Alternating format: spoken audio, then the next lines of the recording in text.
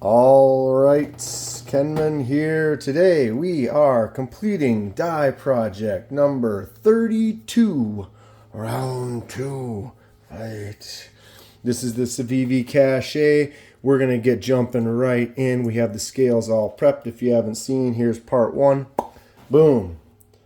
We are going in. If you have not witnessed this before, what we're going to do here is we're going to try to make sure there are no air bubbles on the scales. Wow, look at that, how it goes into those cracks. We're going to make sure there's no air bubbles on the scales. Air bubbles are going to generate an area that has less dye on it, therefore that will dye inconsistently, and we're looking for a uniform color. So we want to get them nice and evenly coated with the dye before we drop them in there and leave them. If that little air bubble sits on that spot, then that spot won't collect dye the same. Make sense? Boom. All right, here we are. I have a liquid RIT dye.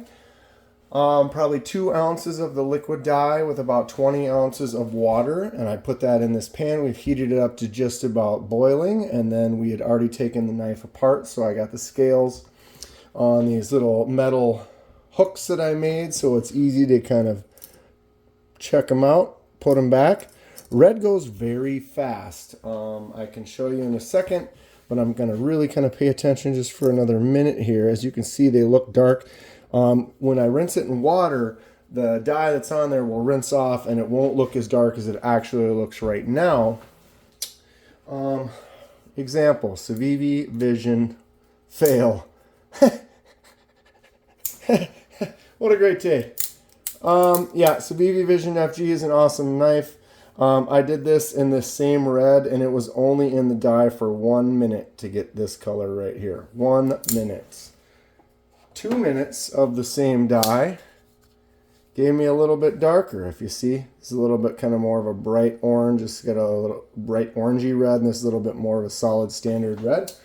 We're going to try to go for a little bit darker on this one, so I'm going to allow it to be at least a couple of minutes. You can see how red these are already. Wow, that looks fantastic.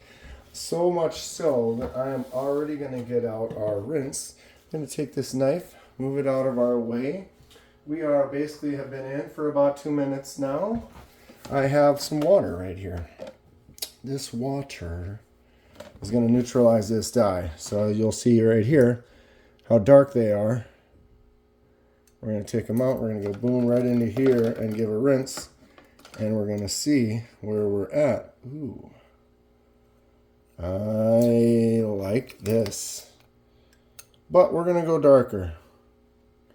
It's working great though so far. Only a couple of minutes and we've already got that. Very good. Very cool.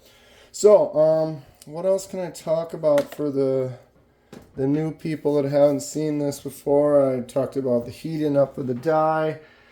Just about to boiling. Heat activates the dye, and so you could do it at room temperature, but it would take significantly longer, probably almost a day or more. But when you heat it up, boom, it can go fast. Here's some of the things that we've already done. This is not all of them, but there's several. I kind of made a little rainbowy kind of pattern. You can see the different reds I've got, the different blues, greens, yellows.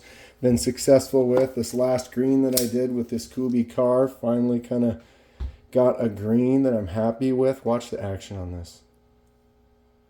Isn't that great?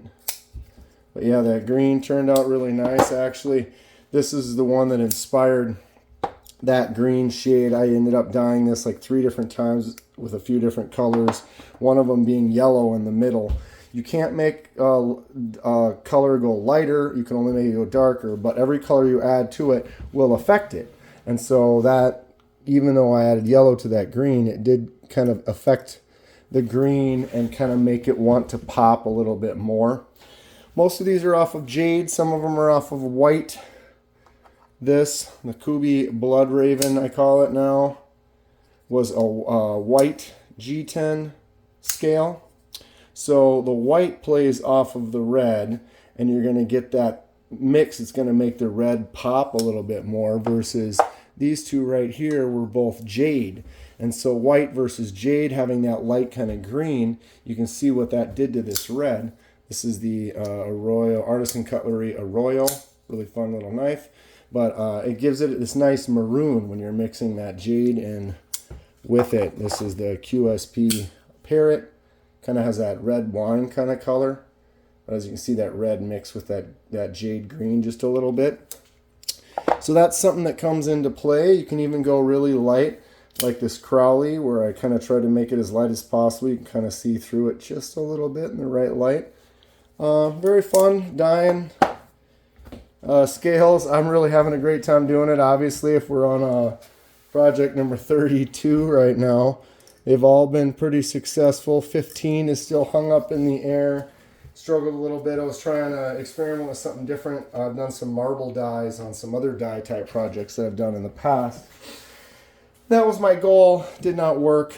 I've had several parts and I've kind of put it off because I've been going crazy. I've been making a solid video every day.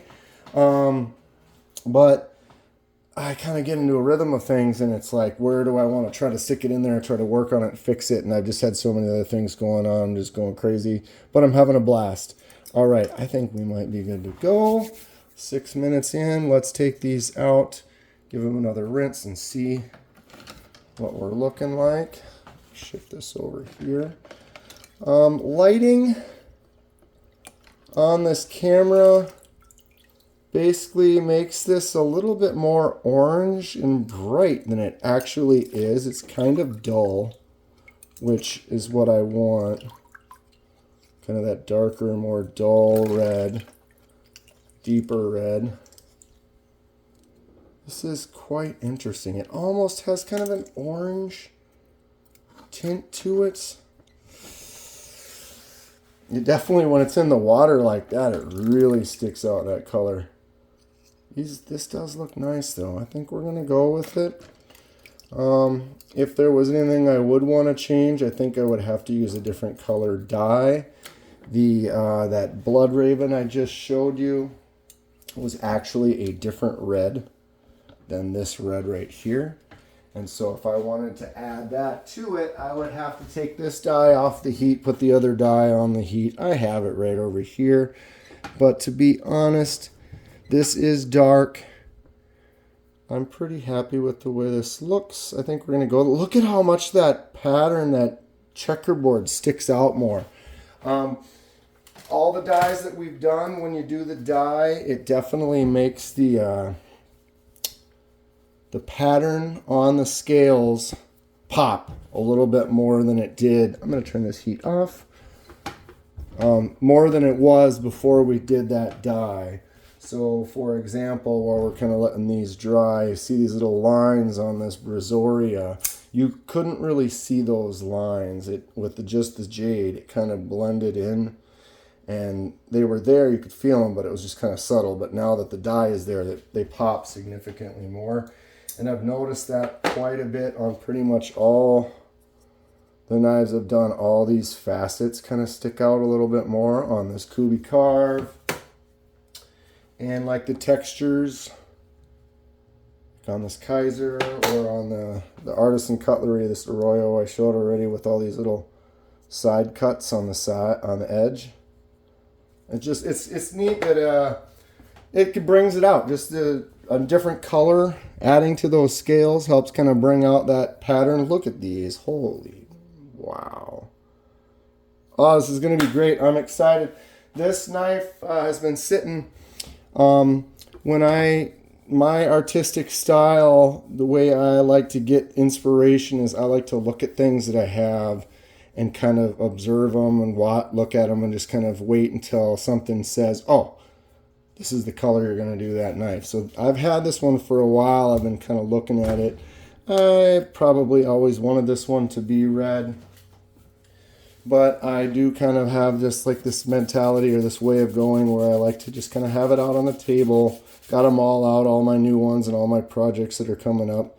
So that as I'm doing stuff every day, I can kind of look at it. Gain a little inspiration. And then maybe just one day, I have some, like I said, I went to school for art. I have a couple sculptures where it has some wood incorporated with some ceramics. And one of the pieces of wood, I found it when I was out hiking. Thought it was a really interesting piece of like a root system. Saved it, had it on my shelf, looked at it for almost 2 years. And then one day it was like, oh, this is going to fit right perfect on that. Had no idea that that was where it was going to go, but that's how sometimes inspiration hits. And so I will have, in this case, several die knives on the table, and sometimes I get one, I know exactly what I'm going to do, and it'll jump ahead to the list, and I'll do that one next, even though it is the most recent one I got. Right now, I'm really just trying to make sure these are completely dry, just to make sure any moisture that is on there could potentially get inside the working parts, the pivot or something, and then if that were to be something that could, over time, create some corrosion or something, you're better off to just spend a little time. I'm going to take a sip right here. And just make sure you get it done right. Get it done. Get it nice and dry. And you're set. Okay. Who is as excited as I am about getting this back together? Blade Show Texas coming up in a couple of weeks. I'm very excited. I know a few of you are going to be there. I'm going to meet up with. Have not been, and I'm excited to go. All right, let's get this put back together. 11 minutes.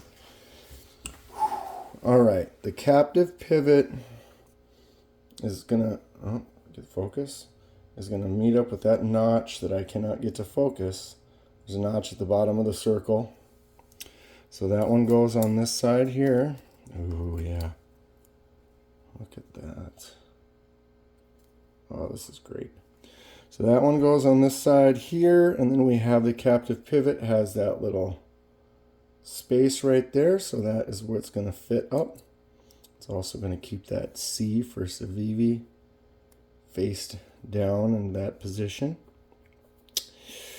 Okay, so there is a little lanyard loop piece, and we have a couple of standard spacer type pieces, and then the stop pin.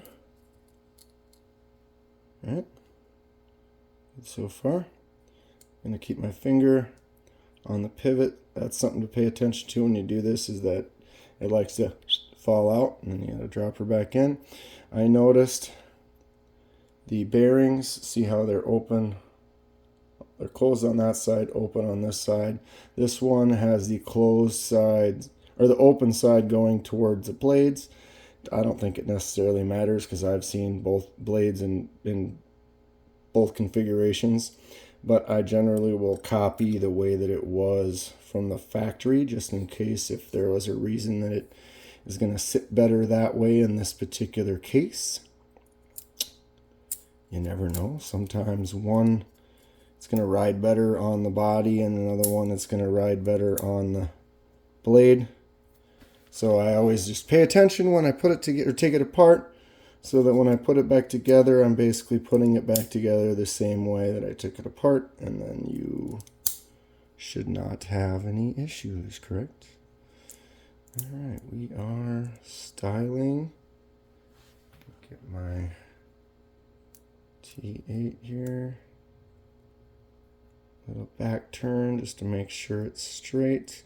And I'm not going to crank it. I'm going to get my longer one here. I'm not going to crank it all the way down. You got to be careful when you put a knife back together. Why is that? Oh, that's from that. Okay. To make sure that you keep the blade centered. See how the blade's kicked way over? Because I haven't tightened it. When you tighten it all the way, it's going to kick over that way. So I don't have it all tightened down yet. It's kind of just sitting right there.